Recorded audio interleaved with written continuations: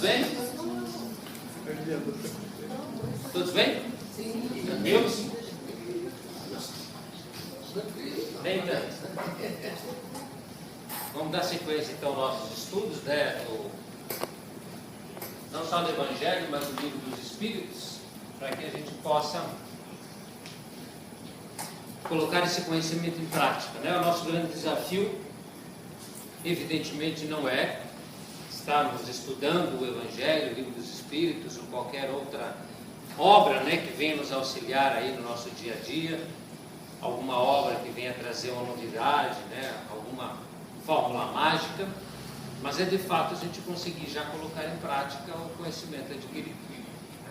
Nós precisamos entender aquela colocação do Cristo, né, e a referência que Emmanuel faz com certa insistência, que a fé só se justifica com obras, que nós precisamos colocar em prática aquilo que a gente sabe, manifestar aquilo que somos, porque se não fizermos isso, evidentemente estaremos perdendo uma extraordinária oportunidade, que é a nossa vida, né? A vida só se justifica nesse movimento, nesse colocar em prática.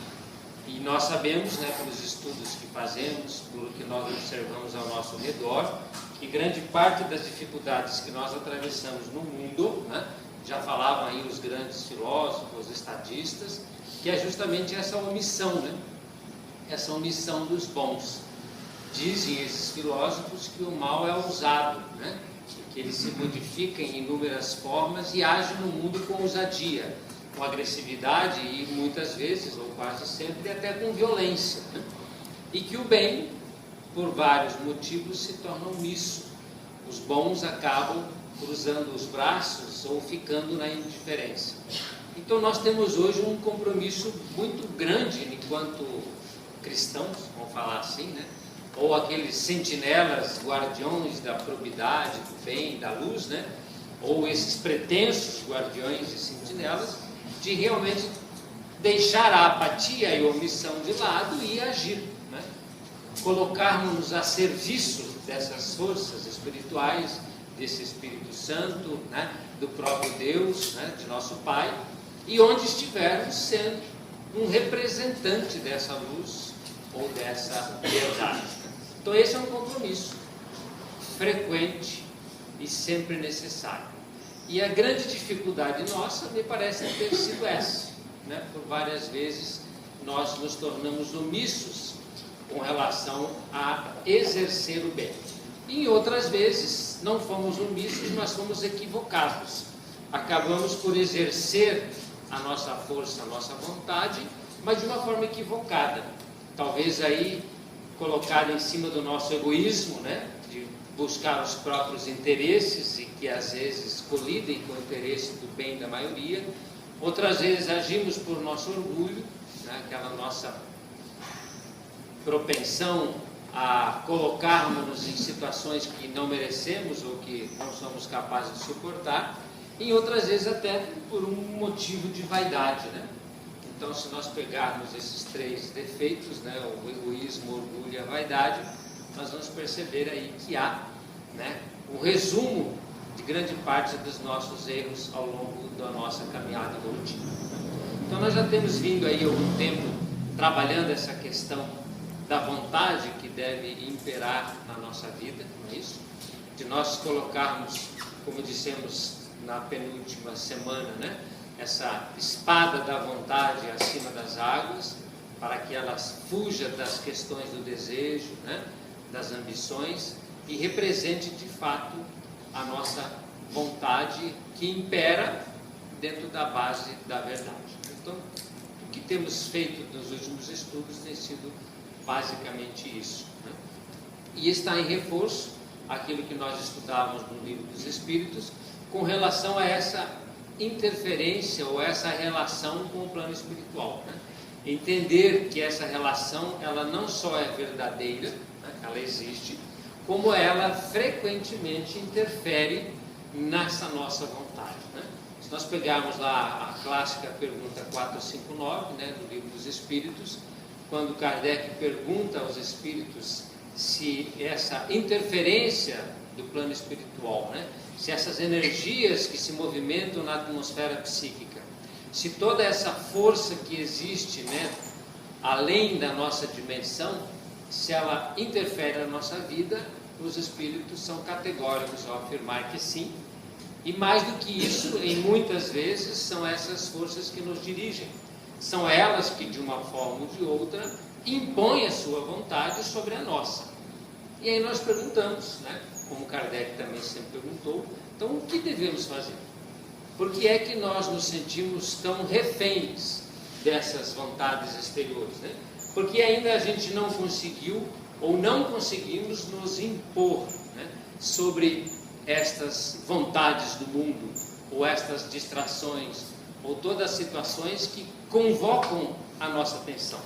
Por que a gente se sente tão fragilizado ou vulnerável? Por que é que nós não somos capazes de fazer frente a tudo isso, se depende única e exclusivamente de nós? Por que será que nós não conseguimos impor a nossa vontade? Então, se nós pegarmos o que nós estávamos estudando, né, e conversando nas últimas reuniões, nos nossos últimos encontros, nós vamos perceber que ao longo do tempo, nós, enquanto espíritos humanos, né, dessa nossa caminhada evolutiva, nós nos distanciamos, né, por vários motivos, dessa essência, que é a nossa verdadeira identidade. Nós nos fixamos em muitas ocasiões nessa, vamos dizer assim, adoração, nessa nossa insistência nas personalidades em que vivemos, né, no nosso ego. Nós esquecemos, de certa forma, da força que temos no interior e buscamos, por tendências e por motivos dos mais diversos, essa busca no exterior, né? Essa busca incessante por referências, por conhecimento, né? Por uma série de situações, e esquecemos da nossa essência, que recrudesceu de certa forma o nosso próprio orgulho, né? Como a gente fala aqui, o orgulho é essa distância que a gente tem de nós mesmos, né? Quanto mais próximo do personagem eu me posiciono, que é o meu ego, e quanto mais distante eu me encontro da minha essência, daquilo que eu sou nos bastidores, né? Essa distância, podemos dizer, é justamente o orgulho. Eu me projeto num personagem ideal, eu me projeto numa situação em que eu vejo que é boa, né? Eu vejo como aquele personagem deve agir dentro da sociedade, de que forma ele deve se portar, qual seria o papel ideal de mãe, o papel ideal de profissional, e de certa forma eu exerço esses papéis, né? O papel de pai, de mãe, de educador, de professor, de dona de casa ou de dono de casa, né? De administrador, de engenheiro, de médico, né? Eu me posiciono e eu acabo vendo qual a melhor forma de exercer esses papéis, muitas vezes confundindo, né, aquilo que eu sou com aquilo que eu estou executando enquanto papéis, né? E que, na verdade, se eu não tomar cuidado, eu vou passar a me confundir e achar que eu, de fato, sou aquele personagem que exerce aquela determinada função. Qual que é o risco? Qual que é o grande problema que nós já temos estudado bastante? Quando eu confundo, ou me confundo com esse personagem. Aí perco o contato com a essência, trabalho muito mais o orgulho e esse ego do personagem, acreditando que é isso que eu preciso fazer. Eu vim aqui para isso, para melhorar, ser de alguma forma visto, né? Sim. E aí eu vivo, como se diz por aí, nas aparências. Né? É ilusão, as ilusões. Então, quando a gente fala que a gente tem hoje muito enfoque nas aparências, que o mundo tem dado muito valor naquilo que se tem e não, na verdade, naquilo que se é, né? Quando nós estamos multiplicando aí nas redes e nas nossas mídias os modelos de sucesso, quem são os modelos de sucesso, quem são as mulheres de sucesso, né? O que é de fato que faz uma pessoa feliz na vida, a gente está sempre adornando as personalidades. Nós estamos colocando títulos, né? Nós estamos colocando medalhas, méritos sobre personalidades, sobre egos que se movimentam no mundo, que cumprem o seu papel e de fato precisam cumprir, e precisa ser assim, ou que não precisa que confundamos, né? Que na verdade as medalhas que eu obtenho num campo de batalha vão definir quem de fato eu sou, né? Ou os títulos que eu vou tendo na minha atividade profissional vão de fato acrescentando à minha essência valores verdadeiros, né? Porque nem sempre essas questões de aparências representam a minha intenção verdadeira. Às vezes eu faço aquilo tudo justamente por egoísmo, lutando pelos próprios interesses. Eu fiz para ter mais poder, para ter mais reconhecimento, eu fiz para ter mais dinheiro, mais posses, né? E muitas vezes eu fiz até sem querer fazer. Então é muito perigoso eu confundir o papel, o personagem com quem de fato eu sou. Tanto é que quando eu vou perdendo os papéis, eu posso começar a entrar numa crise de identidade, não é isso? Como aquele que de repente se aposentou, trabalhou 40 anos, um pouco menos, agora com a nova lei um pouco mais, né? Mas aquele que trabalhou bastante tempo e de repente perde aquele título, aquele cargo, né? Às vezes era um autodiretor ou uma pessoa eminente, de repente fica sem o título e volta para a obscuridade, né? Volta para os bastidores da vida agora como um aposentado. E de repente, se ele não trabalhou bem essa questão, ele pode entrar em crise, e de fato entram. Quanto não são os aposentados que têm depressão, que entram em crise, né? Ou a mulher que sempre foi mãe e depois vai passar pela síndrome famosa do ninho vazio, não é isso? Foi mãe, e de repente cadê os filhos? Agora não sou mais mãe, então quem sou eu? Boa pergunta, quem é você? E aí dá aquela síndrome do ninho vazio porque a mulher já não se reconhece. Já tinha deixado de ser esposa há muito tempo, né? O papel de esposa já ficou no esquecimento porque o papel de mãe assumiu, né, com toda a força e com toda a ênfase durante a vida. Então já não é mais esposa, porque já não era, aí já não é mãe, então quem sou eu? Vou voltar a ser esposa, né? De repente já é viúva, e aí? E agora? Né? O que eu faço? Então, o risco de nós confundirmos, né, quem de fato somos é esse. Eu vim para exercer um papel no mundo, claro, eu preciso das máscaras do ego para me movimentar na sociedade, porque eu preciso ter uma aparência, uma persona que me identifica nesta existência. Eu sou homem, né? Eu estou num corpo masculino, eu tenho esse biotipo, eu tenho essas atividades e esse propósito nessa encarnação que foi definido no meu projeto reencarnatório, no plano de Deus para a minha vida, não é isso? Então isso é necessário. O que não pode e não deve nunca ser necessário é a confusão que existe entre os personagens que assumam as atividades que executam e a pessoa que eu sou. Ok? Então isso é muito importante, por quê? Porque as pessoas confundem. Então, quando a gente estuda a ciência espírita, que não tem nada a ver nesse aspecto com religião, independentemente da religião que nós tenhamos, nós somos espíritos, ponto, né? E temos temporariamente um corpo que reveste essa alma. Então, enquanto eu estou encarnado, mergulhado na carne, em que o sopro divino alimentou esse barro, e eu estou espiritualizado ou animado com o espírito, eu preciso exercer uma atividade sabendo que eu sou espírito. Vim do plano espiritual e para ele retornarei. E que existe um intervalo chamado vida, que é um intervalo entre o nascimento, não é isso? Sempre esqueço que o verdinho não dá, ou azul, aliás, né? Entre o nascimento, não é isso? E a morte, não é isso? Estou dando 100 anos para todo mundo, gente. Vamos aproveitar, né? Nesse intervalo tem justamente uma vida, mas de onde eu vim e para onde eu vou após isso é uma coisa que já não é nenhum mistério, né? Então aquelas perguntas essenciais dos filósofos, né, antes do cristianismo, antes da vinda do Cristo e depois da revelação da ciência espírita, já não é mais novidade. A gente já sabe de onde veio e já sabemos para onde retornaremos após o nosso desencarne ou após a morte. Então, esse conhecimento precisa estar presente na nossa vida, senão nós cometeremos erros conceituais, ou erros conceituais gravíssimos, imaginando que a vida é uma coisa e ela é outra. É como pegar um trem errado, é como pegar um bonde errado. Desça dele rápido, porque está errado. Você vai perder um tempo grande dentro de uma embarcação que vai te levar para onde você não precisa ir. Então, se eu estiver confundido na minha existência, eu posso passar esses 100 anos e perceber, depois de 100 anos de um certo de existência, de sofrimento, que eu, de certa forma, perdi meu tempo.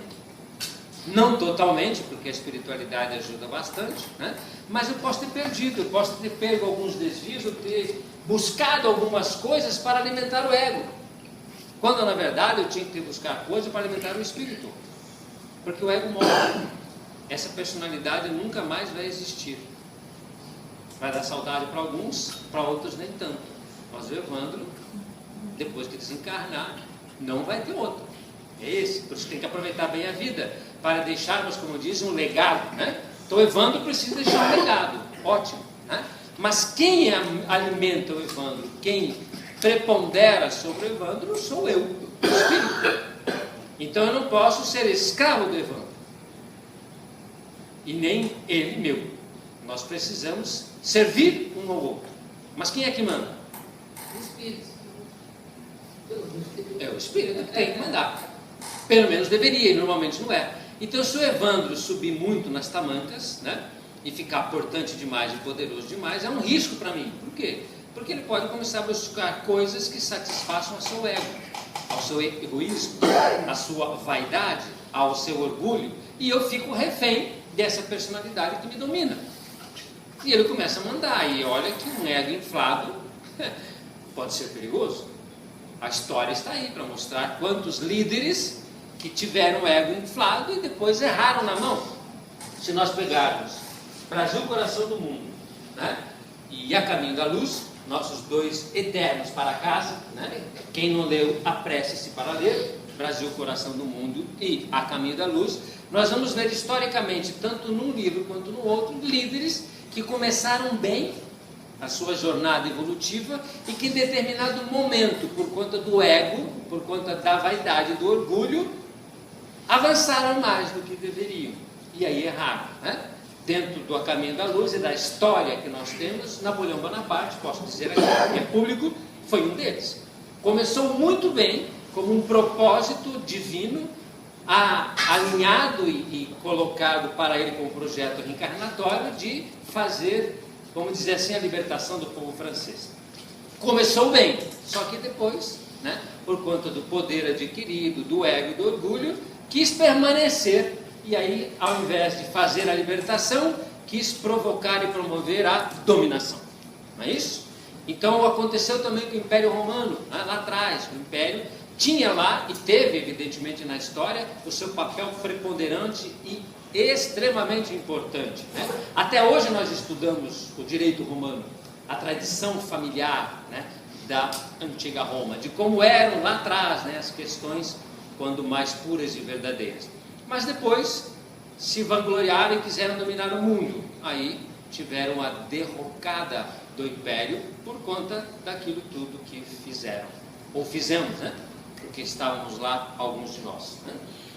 Então percebe o quanto que é importante você, nessa visão que você tem da vida, ter uma percepção real de quem você é, para que você não se consuma com o ego, e para que você passe a controlá-lo e tê-lo como teu amigo, fazer as pazes com o teu ego, né? E não só com o ego, porque quando nós percebemos, aí sim, né, essa nossa caminhada evolutiva, que vem de muitos anos, segundo Calderaro no livro Escutando os Sentimentos, 40 mil anos do estado nominal. Então nós sempre colocamos essa situação, e não só nós, como muitos outros dentro da doutrina espírita, que nós somos um iceberg, que o nosso ponto hoje de vivência, vamos dizer assim, consciente, representa uma pontinha do iceberg, e que por trás de toda essa manifestação terrena dessa personalidade que eu assumo hoje, existe no meu inconsciente, no meu subconsciente, nos arquivos psíquicos da minha alma, ou de tudo aquilo que está registrado no meu perispírito, que é a minha veste nupcial, está ali armazenado, e que de quando em quando vem à tona, sempre que a memória permite, né? Sempre que essa teia consciencial, né? Sempre que essa memória afrouxa um pouquinho alguns laços da sua teia, algumas coisas emergem deste passado longínquo, como tendência, como angústia, como melancolia, como depressão, como desânimo, Mas é um material riquíssimo, diz Hermance, num dos seus livros, no Reforma Íntima Sem Martírio, que é o monturo psicológico, que é aquele lixo, aquela sombra que ao longo dos séculos, nós, personalidades luminosas, relegamos para o inconsciente ou para a sombra aquilo que não nos satisfazia. Não, eu não posso sentir isso, porque uma pessoa de bem jamais vai sentir ciúme, ou inveja, ou raiva. Então eu fui soterrando algumas emoções e sentimentos, algumas situações ao longo dos séculos e das existências, e isso foi movimentando toda uma sombra, toda uma parte minha negada. Certo? Isso todo mundo já sabe. Hoje qualquer site que você vai buscar, isso está escrito, né? A nossa sombra. Não é aquela nossa parte negada que está escondida da luz, pelo menos da luz que eu projeto nela? Sim? Então tudo isso é meu. Então eu preciso evidentemente entender esses processos para num momento como este que nós atravessamos, onde o véu vai ser levantado, onde as verdades virão à tona, as minhas também virão. Aquelas situações que eu neguei ao longo de anos, ou séculos, ou milênios, elas começam a ter uma manifestação mais presente, elas começam a emergir com mais força, porque é o momento propício que eu tenho para trabalhá-las. É o momento que eu tenho para fazer amizade comigo mesmo, se já não fiz. Para me aceitar como eu sou, na minha totalidade, ou quase na minha totalidade, ou pelo menos naquela que eu consigo processar.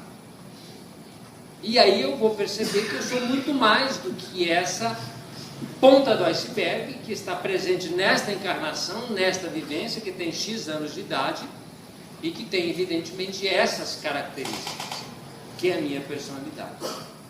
E eu preciso trabalhar no momento presente as questões que afloram. Eu não posso mais negá-las. Não posso ter mais esse preconceito com a sombra. E não posso mais negar as situações que emergem, porque isso sou eu. Porque se hoje eu sofro, é porque ontem eu neguei.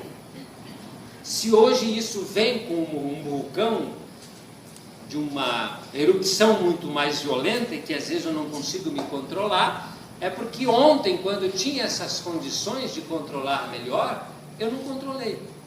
É como se fosse um dever de casa que eu não fiz, e o outro eu também não fiz, e o próximo também não fiz. A hora que eu olho para dever de casa, eu vejo que eu já tenho algumas semanas de acúmulo, alguns meses de acúmulo, alguns anos de acúmulo, e no nosso caso, algumas vidas de acúmulo, onde nós tínhamos uma proposta libertadora, chamada cristã, e nós não demos muita bola para isso. Nós relegamos a proposta de transformação pessoal, individual e espiritual para a religião. Colocamos ela num templo, num livro, numa prática exterior, e achando, na nossa, desculpe, ignorância e ilusão, que cumprindo com uma prática exterior, eu ia fazer o dever de casa. Senhor, Senhor, vocês me honram com os lábios, mas a prática, ou a vossa prática, é diferente. Então hoje nós entendemos que não era essa a proposta cristã. Nunca foi. A proposta do Cristo é uma proposta de libertação do espírito do homem. E não para fundar uma igreja e fazer práticas ou rituais exteriores. Qualquer manifestação exterior, ela deve ser consequência de uma verdade interior. Porque senão é hipocrisia. Não é? Não é assim? Sim. Então por que hoje a gente sofre na sociedade se a gente percebe que você tem um monte de gente boa?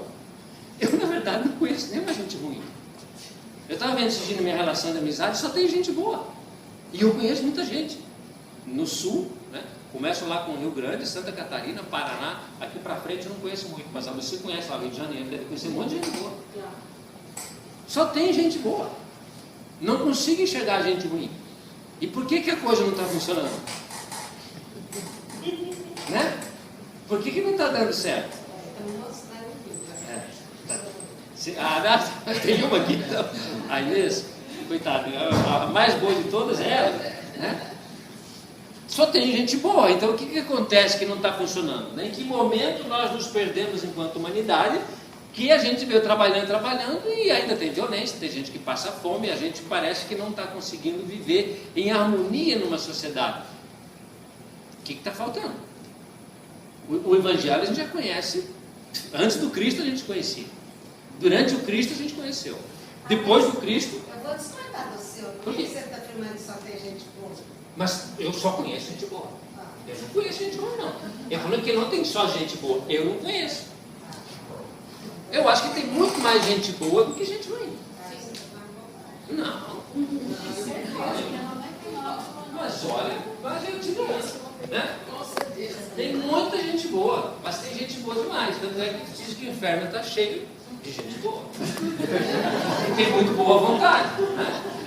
Porque a gente boa, na verdade, não tem que ser gente boa, né? O bonzinho tem que entender que quer ser bonzinho, né? Gente boa, né? Só que ele pode ser um egoísta. E aí, Inês? Tem egoístas no mundo? É diferente da pessoa que é do mal, vamos dizer assim. Né? E lá a nossa amiga Adete Guimarães, essa propaganda aqui dela, ela fala que o mal não existe. Não é ela que fala, é o livro dos Espíritos que fala que o mal não existe. Então o mal não existe. Então, na verdade, o que existe é a ignorância. Né? Ignorância do bem. Então, vou falar que tem aqueles que são ignorantes do bem. Certo? E tem gente que não é ignorante do bem. Mas é egoísta. Então não funciona porque a pessoa só pensa nela. É isso. Por que não funciona? Então existe um dever de casa que a gente até se movimenta ali, né? Nas áreas sociais, por exemplo. E as questões sociais são muito interessantes porque a gente percebe o seguinte: que quando a gente vivenciou, e alguns de nós estamos vivenciando até hoje as questões do óbito, né? Onde nós internávamos os nossos irmãos com problemas de saúde mental, e só aqui eram 160, né? Mais ou menos 80 mulheres e 80 homens, e a gente ficava imaginando, né? Porque a gente tem que refletir, ainda mais espíritas, o que acontecia com aquelas pessoas que chegavam ali. E a gente percebeu que se a responsabilidade é nossa enquanto sociedade, enquanto casa, então vamos falar o seguinte: somos nós aqui. Não tem uma centena de pessoas aqui, mas tem quase uma centena. Nós é que somos responsáveis.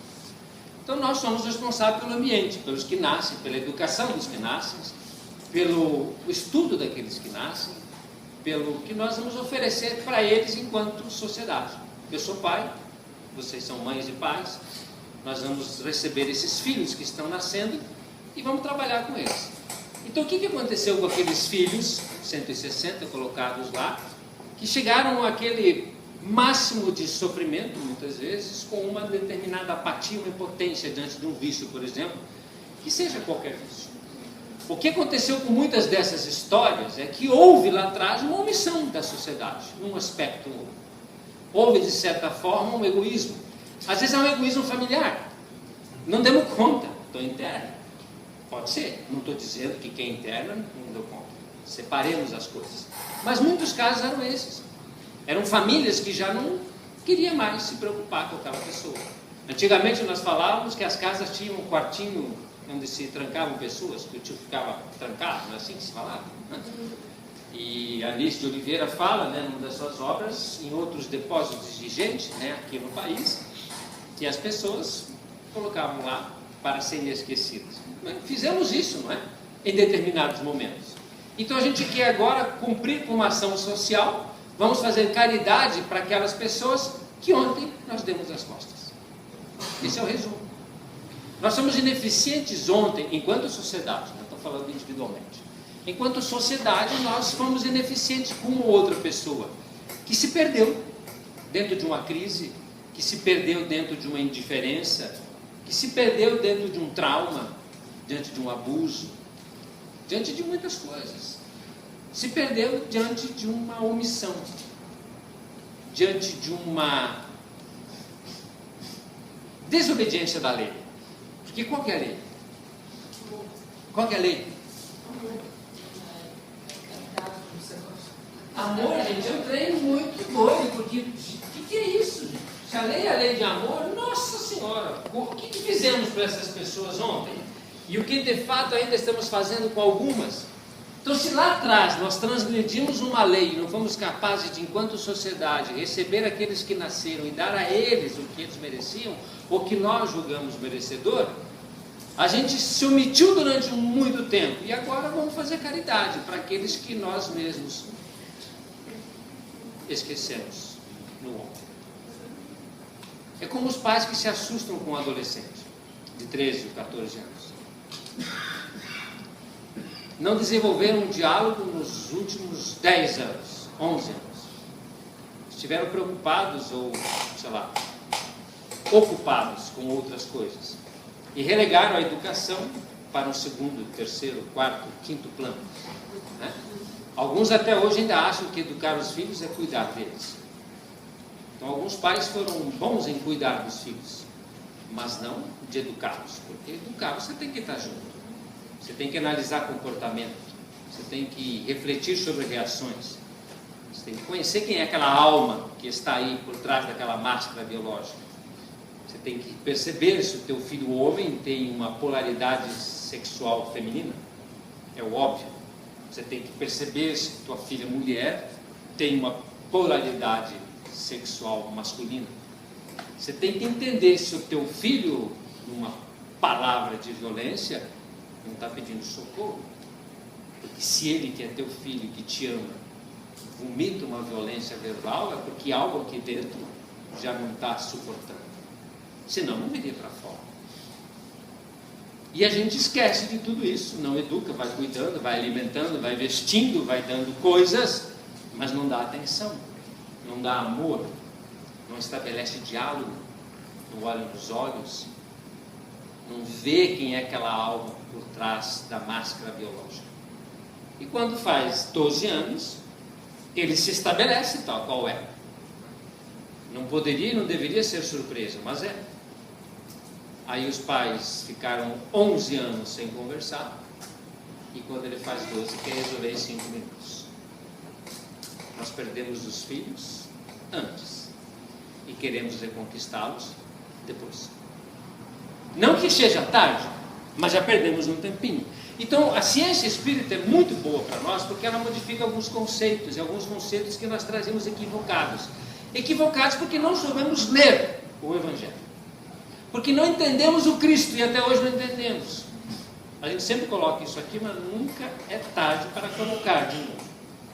A gente sempre entendeu errado, e continuamos entendendo errado a proposta cristã.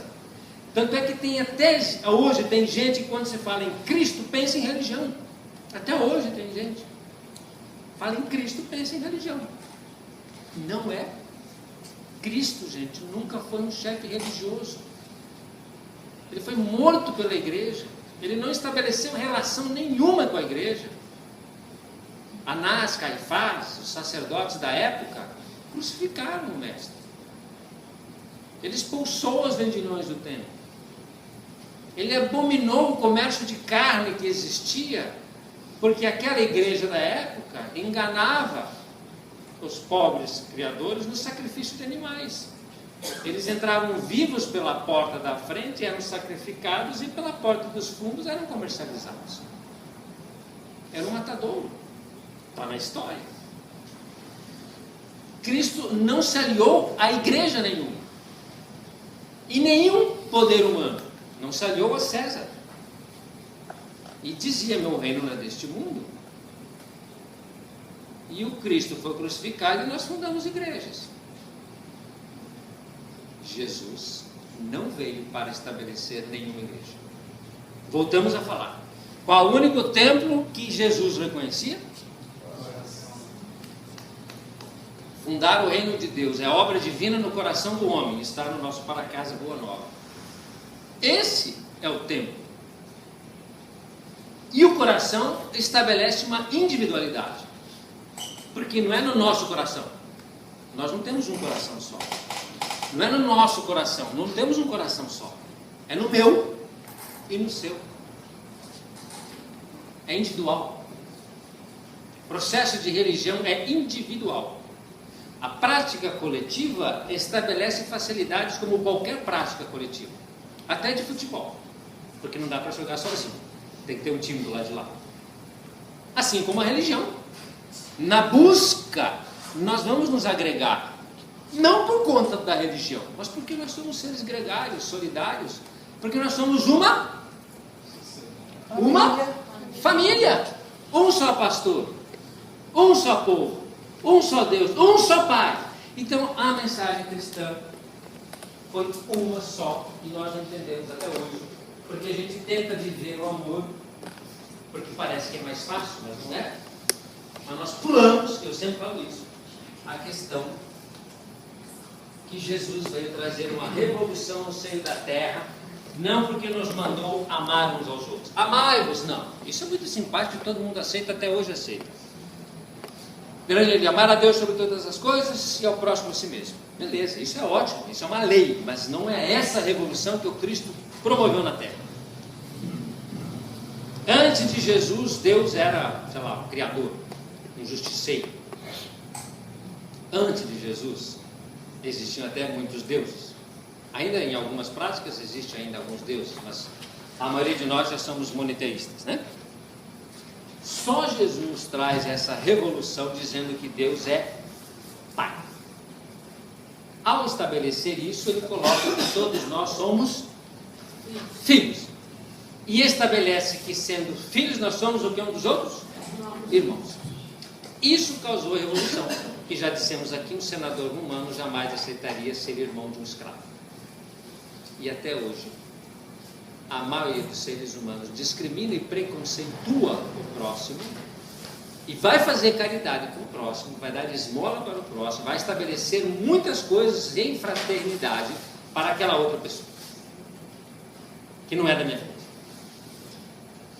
Então eu faço um movimento de caridoso baseado numa premissa falsa, de que eu, um estranho, ajudo o outro que é um estranho. E não reconheço ainda hoje que o outro é igual. Estabeleço barreiras, muros, distâncias. Eu levanto bandeiras, as bandeiras das sociedades oprimidas, das minorias. E dizíamos nós na outra semana das pessoas portadoras de necessidades especiais. Não precisa levantar bandeira nenhuma. Somos todos irmãos. Se existe alguém que está sendo marginalizado, é porque isso não está sendo respeitado. Se tem alguém que está precisando lutar por direitos, é porque a maioria de nós não está cumprindo com os deveres. Basta que cumpramos com os deveres, não haverá um que precise lutar por direitos. Por isso que não dá certo. Porque a grande mensagem cristã ainda não foi entendida. E nós deturpamos totalmente a mensagem cristã, principalmente lá pelo ano 553, está no caminho da luz, quando nós pegamos a árvore do evangelho, do cristianismo, e colocamos dentro da igreja. E aí nós podamos e fizemos ela de acordo com o nosso bel prazer, esquecendo que Jesus veio como um mestre, um professor, para ensinar o homem a viver uma conduta independente de qualquer acessório externo. Onde quer que esse espírito estiver, encarnado ou não, morto ou vivo, aqui ou não aqui, aonde ele estiver, ele tem que reconhecer-se como filho e cumprir com uma lei estabelecida pelo Pai. E qualquer ser que ele olhe em qualquer ponto, não deste planeta, mas deste universo, ele vai reconhecer no outro.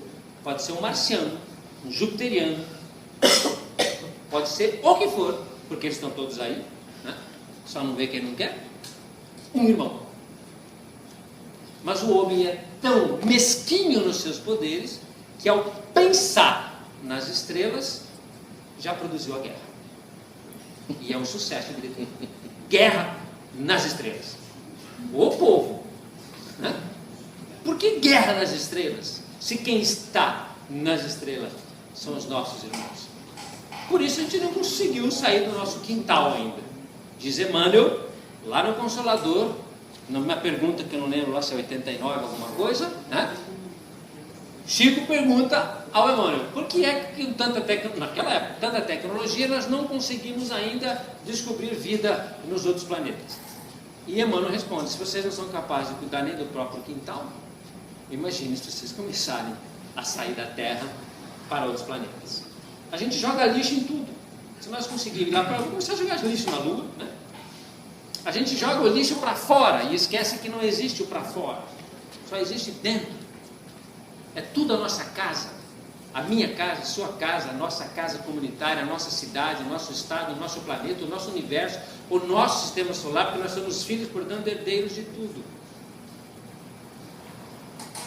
Temos que entender a mensagem cristã, porque fica muito conveniente, muito fácil relegá-la para uma religião, achar que Jesus é um chefe religioso, e eu vou lá, vou bater continência aqui no cara todo domingo, faço minha, tem lá o padre falando, né? Vou fazer minha continência aqui, beleza, né? Aí eu vou para a igreja católica, vou para o templo evangélico, eu vou lá para o budismo, e eu bato continência, acendo vela, comungo, confesso, né? Aqui a gente não tem essas práticas, mas tem outras. E aí beleza, eu vou para casa e fico a semana inteira muito bem, porque a minha conduta religiosa já estabeleceu a minha salvação. Meu filho, salvação do quê? Eu quero ir para o céu, aí você já está no céu. O céu não existe, não é um lugar, é um estado de espírito. Para onde você está indo? Que você já não está. O que você precisa? Você já não tem. Onde é o céu? Qualquer lugar. Deus não está em tudo. A gente sempre não fala isso. Aonde Deus não está? Em lugar nenhum. Deus não é onipresente? É. Deus está em tudo? Está. Então, onde Deus está é o céu, não é? É a casa dele. Por que nós não sentimos este céu que gostaríamos de sentir? Porque a gente não sente. Aqui, está com a mão. Está tudo aqui, ó. Está à tua disposição. Nós nos afastamos desta essência. Esquecemos da essência crística. Não reconhecemos no outro um irmão, e portanto a nossa sombra também não é o meu irmão. São outras personalidades e às vezes elas conflitam. Que é uma coisa mais absurda que a gente aprende na apometria, né, que são as nossas consciências, né? As nossas personalidades que viveram em outras épocas e que às vezes foram muito poderosas e às vezes muito, né, egoístas, e que se estabelecem como personalidade somos nós. Uma vivência nossa em outra época, em outro tempo, em outra situação, que se estabelece com tanta força que hoje me bloqueia. Me bloqueia. Sou eu brigando com eu. Não é isso? Sim. Quantos problemas são resolvidos numa... Vixe, eu estou falando de apometria dentro da casa espírita, mas tudo bem. É uma prática não espírita, né? Mas aceita e entendida. Você pode fazer outro tipo de prática ali dentro das práticas espíritas. Mas é importante perceber isso, por quê? Porque são personalidades que se digladiam e é você mesmo. Para confirmar isso, tem uma passagem do Chico, que ele está conversando agora com os seus mentores, não lembro quem, em que tem uma mulher que tem uma dificuldade muito grande, você lembra dessa passagem? De manter relações amorosas com o marido. Ela não consegue. Ela é casada, mas não consegue. Não consegue porque ela tem um tabu, dá um pânico. Então ela não consegue nem ser tocada. E é uma mulher normal, né, como qualquer mulher, ela tem lá um trauma, alguma coisa, e não tinha uma explicação de por que essa mulher não conseguia ter uma relação sexual saudável com seu esposo, dentro do casamento, que é uma coisa natural. Tem que acontecer, senão a gente não vem. Né? Por enquanto, tem que acontecer, senão a gente não vem. Eu quero vir de novo. Né? Então, por favor, vamos continuar com essa prática, né, dentro do casamento, porque a gente precisa vir. E não acontecia, não acontecia. Aí o Chico, dentro de uma análise mediúnica, de uma varredura mediúnica, analisando as reencarnações anteriores desse espírito, descobriu, junto do seu mentor, não lembro se na época era o Emmanuel, quem estava com ele, nessa análise, para identificar essa questão, que esta senhora, esta mulher, esse espírito tinha sido, lá na Idade Média, um pouco depois da Idade Média, uma freira. Naquela época, as mulheres ou casavam para ter um sobrenome, ou iam para o convento. Não podiam ficar solteiras, né? Era bastante difícil para a mulher ficar solteira, né? Então ela não conseguiu casar, teve lá seus problemas e enviaram ela para um mosteiro, né? Convento nesse caso, né? E ela foi contra a vontade, ela não queria ir, ela foi contra a vontade, ela tinha os seus anseios, ela tinha suas vontades, ela tinha os seus desejos, ela não foi porque ela quis, ela foi obrigada. E ao ir obrigada, ela matou nela, né, de uma forma violenta, esses impulsos. E foi, ouvindo as freiras, que aquilo era pecado, que não podia, então ela criou com muita força, dentro da sua devoção, da sua prática religiosa distorcida, que aquilo era pecado, e ela simplesmente matou aquilo nela, de uma forma violenta. Ela violentou-se consciencialmente dentro de um impulso natural da mulher, que é estar em relação com a pessoa que ama. Morreu, desencarnou, e aquilo ficou tão violento, impresso na sua personalidade, que toda vez que ela estava ali com o marido, aquela personalidade aflorava de uma forma muito grande. Tanto é que quando ela dormia, o seu espírito fugia do ninho doméstico e ia para o convento. Ela fugia e ia para o convento. Então isso perdurou algum tempo até que ela passou. Aí a história não prossegue, mas foram terapias, né, para entender, e uma TVP, uma terapia de vidas passadas, numa situação como essa, daria talvez um bom resultado. Mas esse é a parte apenas para dizer o quanto que nós trazemos em nós personalidades antigas que se estabeleceram com muito egoísmo, com muita força, com muito poder, que não aceitam em determinadas situações que você hoje, encarnado em outra personalidade, vivenciando outras situações, que você faça aquilo que está fazendo. Até porque essas personalidades de outrora fizeram relações com outros espíritos e que se sentem traídos por você, por ter buscado outras alternativas. E eles se constituem então como obsessores, antigos parceiros, que agora não aceitam que você tenha escolhido outra forma de viver.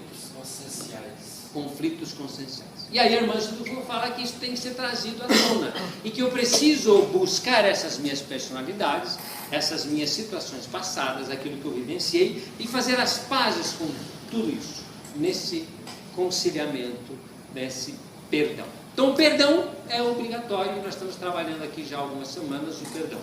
Então o que nós fizemos, só para relembrar, daqui a pouco nós temos que encerrar, né, irmão? Que nós estamos assumindo um protagonismo nesta existência, o que é fundamental, porque nós temos o poder instituído, né, o livre-arbítrio. Então nós estamos colocando nessa existência, todos nós, quem chegou hoje pela primeira vez, pode pegar o barco que está andando, ou o trem que já partiu, que a gente vai junto, estamos instituindo um final de ciclo vicioso. Lembra disso? Nós estabelecemos o perdão incondicional. Perdoamos os nossos obsessores, nos perdoamos todo mundo, zeramos a conta, chegamos lá embaixo, né? Naquela conta que já está zerada, porque quantos séculos estamos nisso, né? Já fizemos esse raciocínio, então chegamos a uma conclusão óbvia, né? Eu era vítima, depois virei algoz, o cara era algoz, virou vítima, e eu virei algoz, né?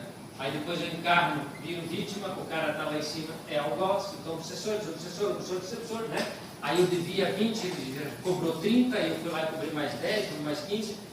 Então, aqui bateu mais ou menos em 500, aqui ficou mais ou menos em 501, né? Não zerou, mas nós estamos zerando na nossa conta. Então nós estamos dizendo assim, ó, o que passou, passou, o amor cobre a multidão de pecados, e nós estamos zerando. Perdão para todo mundo, beleza? Então os nossos obsessores já estão todos perdoados e nós já pedimos o perdão. E daqui para frente o que nós vamos fazer? Vamos avançar. E se ficou alguma coisa a ser quitada, como é que nós vamos quitar? Qual é a moeda que nós vamos usar? O amor. Bom, é o que fala Emmanuel. Nós somos devedores uns dos outros? Somos. Devemos uns aos outros amor. Só isso. Não devemos sofrimento, não devemos absolutamente nada. Então não vão mais sofrer. Besteira ficar sofrendo. Certo? Para de sofrer. Perdoa todo mundo. Chama os antigos inimigos, né? Pode ser hoje à noite, se já não chamou, pode ser amanhã à noite, né? Se tiver muitos, vai noite por noite, né? Pode dar um mês, né? Se a fila for grande, né? Vai saber que tem alguém que tem muito inimigo e vai chamando lá, fala, ó, essa noite os 10 primeiros, né?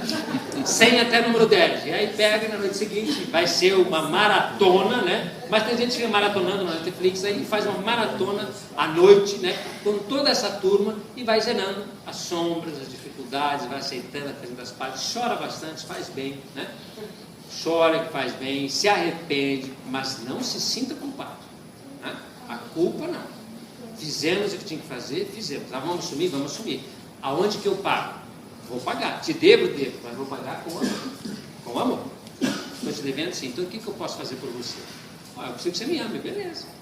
Ah, antigamente você foi aquela senhora assim, você provocou muitos abortos, né? E eu fui um dos filhos abortados. E olha aqui a minha condição hoje. Beleza, fiz, me perdoe. Agora pode vir. Se aí já não dá mais, né? Porque a pessoa já tem 4 filhos, né? Fala assim, então vem como neto. Mas não dá.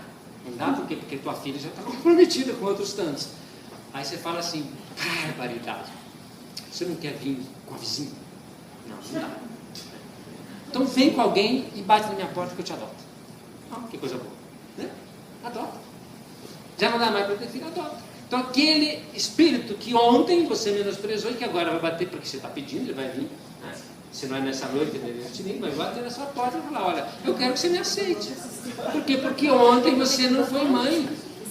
Então ele adota. Não vai ter jeito. Não vai ter jeito de ser você. Mas eu tenho que fazer alguma coisa. Eu percebi que eu faço isso, então vem para a creche. Vem para a creche. Quantas crianças tem hoje aqui? 100 e quantas?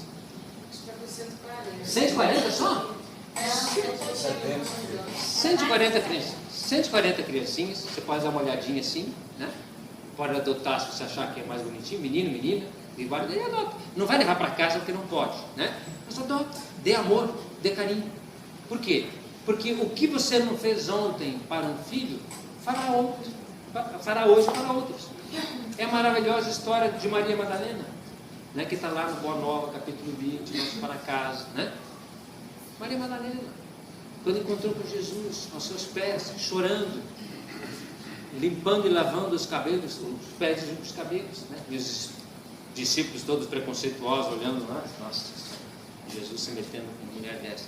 Está lá Jesus atendendo a Maria Madalena, com amor, explicando para Maria o que é esse amor, dizendo para Maria que o amor pode ser um amor de carne, mas que existe um amor mais sublime, muito mais profundo, que é um amor que nasce da essência e da qual você nunca mais terá sede. Você não precisa mais retornar à fonte, porque é um amor que preenche, é um amor incondicional, é um amor universal, é um amor que brota de alma para alma e não de corpo para corpo. E Maria olhando, nossa, meu Deus, e bebendo aquelas palavras, e de repente Jesus fala na mãe, fala na maternidade. Porque é óbvio que na terra o amor mais perfeito que existe é o amor de mãe. Não de algumas, mas essas algumas não são mães, elas tentam ser. Mas as mães verdadeiras, não existe mãe, não existe amor que seja semelhante no nosso plano evolutivo, não é isso? E aí Maria fala isso, fala para Jesus, mas pobre de mim, Senhor, que sou seca. Porque Maria de Magdala era infértil, não é? E aí Jesus fala uma coisa muito bonita para Maria Magdalena. Maria, qual mãe estaria mais bem representada aos olhos de Deus? Aquela que cuida dos filhos do próprio ventre? Ou aquela que procura amar os filhos do Calvário? E Maria entendeu que ela não precisava ter filho para amar ou para ser mãe. E o que ela faz? Quem eram os filhos do Calvário, mais Calvário dos Calvários na época? Os leprosos. Aqueles que eram atirados nos vales para morrer. E Maria Madalena, daquele dia adiante, todos os dias, ia aos leprosários para amar os filhos do Calvário. Pega a lepra, morre, e Jesus vem receber. Então Maria Madalena é uma história extraordinária, e que explica para nós de forma muito simples que eu, para quitar a minha dívida de amor com aqueles que ontem eu não atendi, eu não preciso amá-los aqui fisicamente, vou amar à distância. Mas se eu tiver que personificar um filho para amá-lo, pode ser de outro. Porque alguns desses que nós, infelizmente, traímos ou fizemos um mal no passado, já estão longe. Não vão voltar de onde estão. Eles estão em Júpiter, né? Planeta feliz.